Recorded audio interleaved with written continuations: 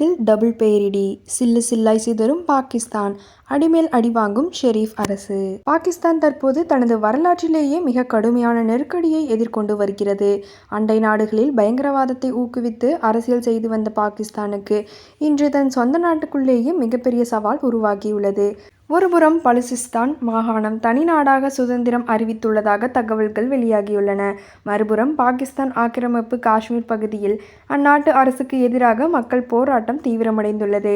பல்வேறு திசைகளிலிருந்து நெருக்கடிகளை சந்தித்து வரும் பாகிஸ்தான் அரசு நிலைமையை கட்டுக்குள் கொண்டு வர முடியாமல் திணறி வருகிறது. பாகிஸ்தான் ஆக்கிரமிப்பு காஷ்மீரில் நடந்த ஒரு மாதத்திற்குள் மேலாக அரசுக்கு எதிரான போராட்டங்கள் தீவிரமாக நடைபெற்று வருகின்றன.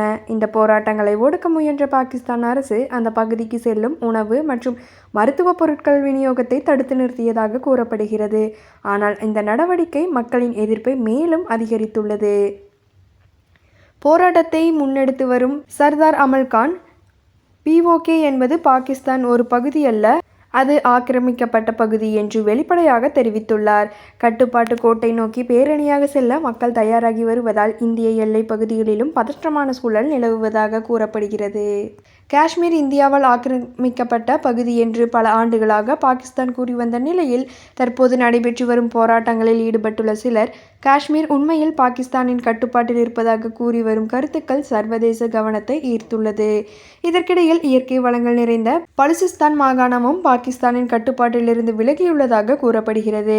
பலுசிஸ்தான் தற்போது ஒரு சுதந்திர நாடு, பாகிஸ்தானுக்கும் எங்களுக்கும் இனி எந்த தொடர்பும் இல்லை என்று பலூச் அரசியல் செயற்பாட்டாளர் மிர் யார் பாலோச் தெரிவித்துள்ளார். பல ஆண்டுகளாக பாகிஸ்தான் அரசு மேற்கொண்டு வரும் மனித உரிமை மீறல்கள் மற்றும் அரசியல் ஒடுக்குமுறைக்கு எதிராகவே இந்த முடிவு எடுக்கப்பட்டுள்ளதாக பலூச் ஆதரவாளர்கள் கூறுகின்றனர்.